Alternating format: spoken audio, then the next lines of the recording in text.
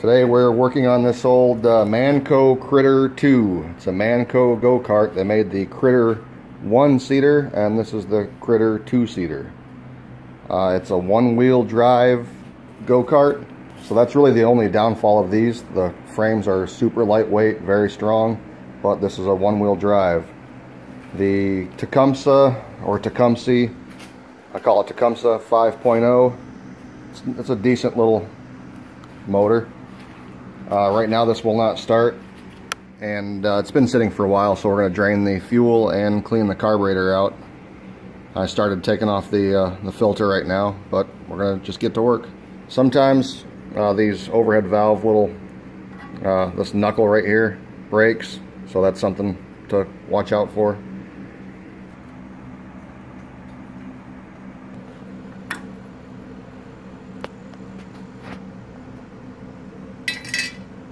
Just a vacuum line right there.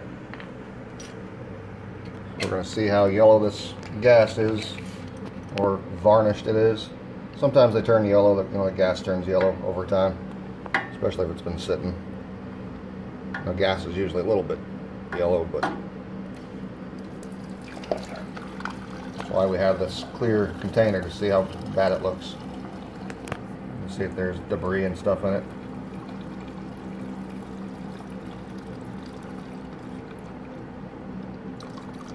It's a little gross.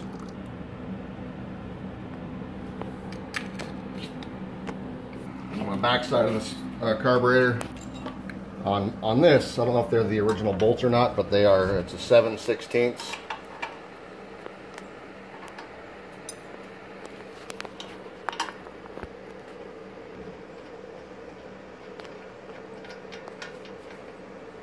So this just happens to be 7/16. It's probably the original bolts, but it might not be the same on yours.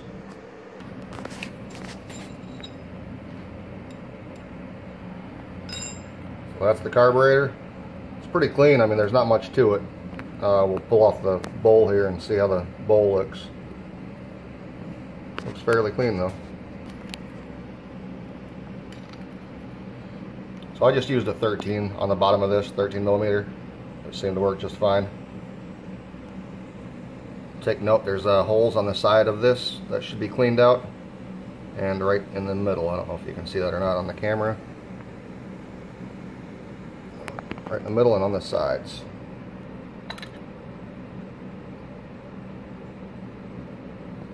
You can see inside there a little bit.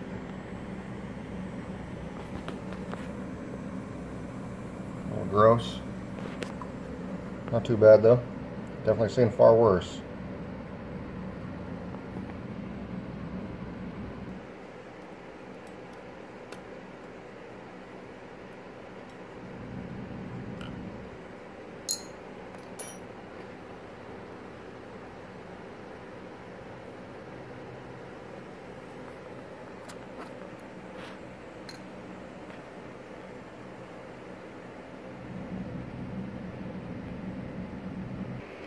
So we just put this carburetor back together. There's not a kill switch right here, so we're going to pull this cover off just to see what's behind there. For the gas tank, there's a 3/8 inch, two of those right there. Pop those off, and then slide your fuel tank forward. And there's a little tab right there. I don't know if you can see it. Just slide it forward, and it just pops off like that. And then again, underneath that, there's another 3/8 right here. Pull that off. So that was just a 1/4 inch.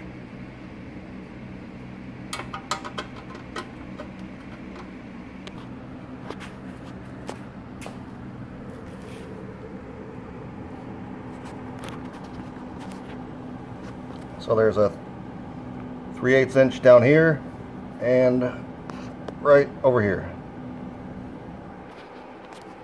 That's about it to remove that cover, so we'll pop that off now.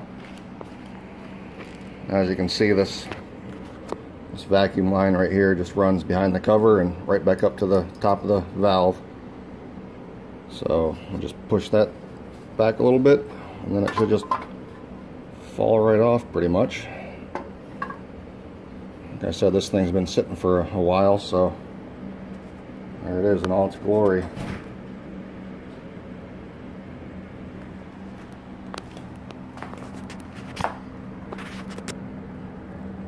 Not much to these engines. We'll clean this up, clean the ends of these, make sure that's going to produce some decent power. Looks like there's probably a little bit of a leak up there. Nothing too major though.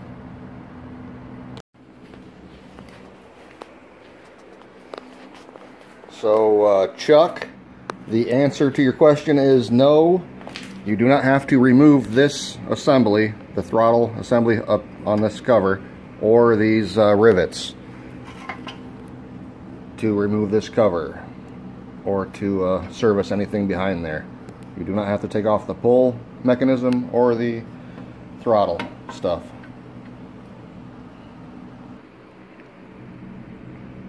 Alright, so I know you wanted me to take a picture or a video of the brake drum assembly on this. I don't know if you can see up inside there, but there's the solid rod connected to the top of that strap, your brake strap. And then underneath, that is directly to the frame. So the bottom of the brake strap is directly to the frame, top is to the rod. And that's the stock rod, so there's nothing right here, just a loop to hold it, a keeper. And there's the front of the brake. If you can kind of see what the assembly looks like there.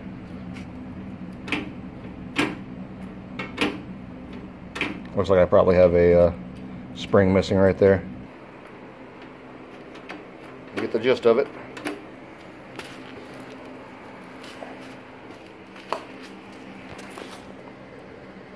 There's the back side. I know yours was missing, so you weren't sure how to, or what that looked like. But that's the basics of it.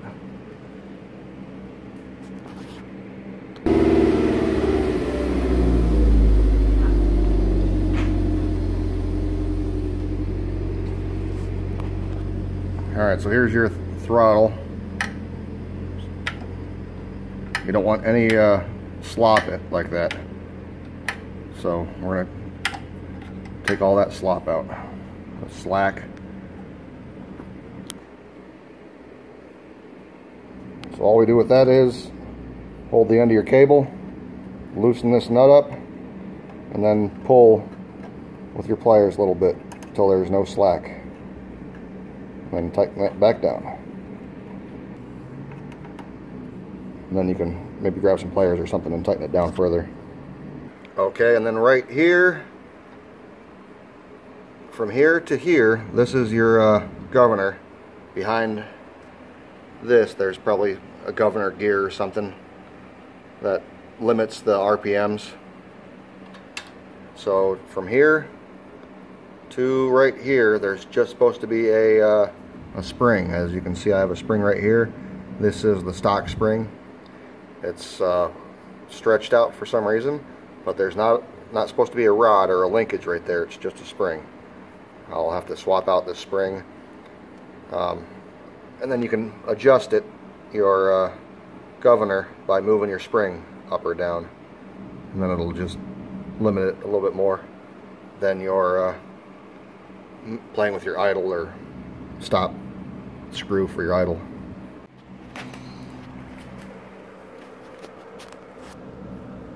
Alright, we just got the carburetor put back on.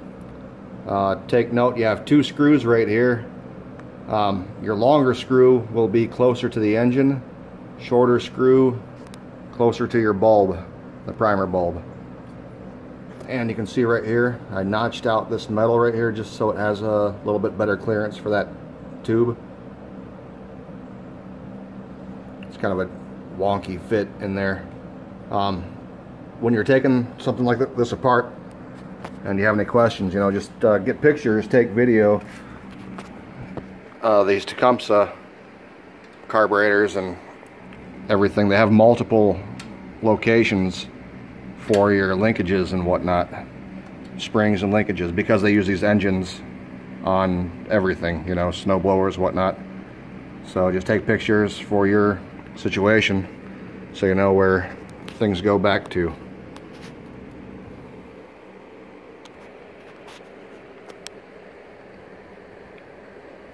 This is the obviously the air filter housing.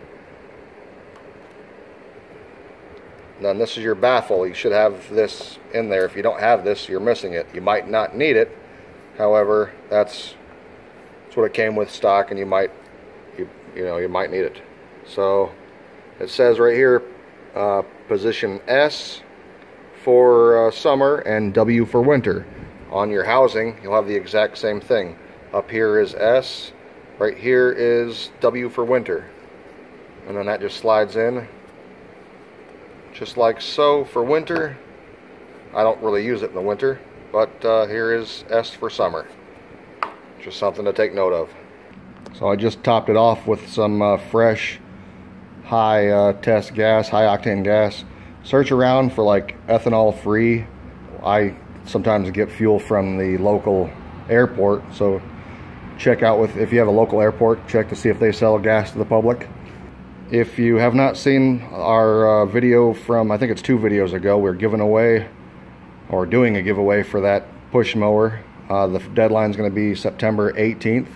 There's a couple little tweaks I have to do on it still, but it runs like a champ. It's a Honda motor, Troy built, so check that out. But we're going to keep working on this thing.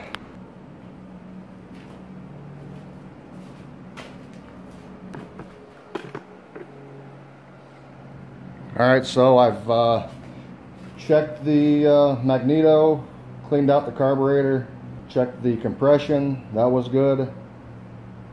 There's not, like I said, there's not much to these. Fuel, spark, and air. Other than that, this thing should run no problem. We'll give it a go. We put some high test gas in there, 105, 110 octane or something. Give it a go.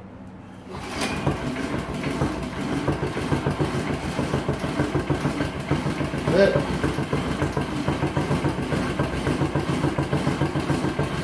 The governor's not even hooked up, so you don't need that right away. I mean, it might run wonky if it's not hooked up. That engine's purring though.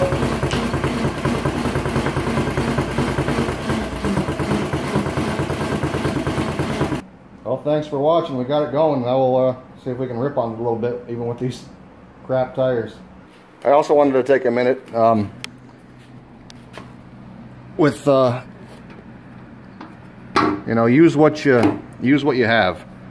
This is a lower end, very cheap. I think we got it free at Harbor Freight. I wouldn't use that for 220 volt or something like that, but on small projects like this, you don't need crazy expensive gear to get things running. A little bit of know-how, you know, work on some stuff, and you'll just get better over time. So we're just using some cheap stuff. You know, I got the Fluke. That's a decent, you know, nice machine, but you can use what you have. A couple of wrenches, and that's all it took to get this thing running, and it's been sitting for a year and a half or so. So thanks for watching. Consider subscribing. Have an awesome day. We are heading to Florida the Monday, this coming Monday, the 24th. We have a meeting down there, and then we're taking the family to Universal. We're staying at the Cabana Bay. You can't come here and steal anything. We have people coming here, and we have cameras for days out here. So we have two guys that own a business 3 hours north of Orlando, and they're going to come down. We were going to go up there and meet them, but I told them if they brought their families down to Orlando instead of us going there, we'd cover their cost for Universal. So they are both bringing 4 people, or three people, husband and wife and their kids. They both have 2 kids too, so that's cool. So we're going to meet up at the Cabana Bay Monday night, this coming Monday. And of course there's hurricanes or some kind of tropical depression happening down there right now, so we'll play it by ear and see if that doesn't get I mean, we're going either way, so hopefully the plane will just make it. But thanks a lot for hanging out with us. You know, there's something to be said for an old one-wheel peel go-kart. I mean, you get a small guy, small girl on there, some half-decent tires, and you're going to have fun all day. A lot of you guys, I know a lot of my viewers, started off with a one-wheel drive go-kart. So, I mean, they're still fun. You're going to get more performance, you know, with a little bit higher horsepower and both wheels running, but you can have fun all day long on something like this. So hopefully this inspired you a little bit to dig your machine out of the back of the shed or out of the woods and get her going again. We'll swap out these tires at some point. I don't know what these tires are. They're so tiny. These are like dolly tires or hand truck tires. We'll get some beefier tires and maybe swap out that back axle. But until then, we'll rip on it and have some fun.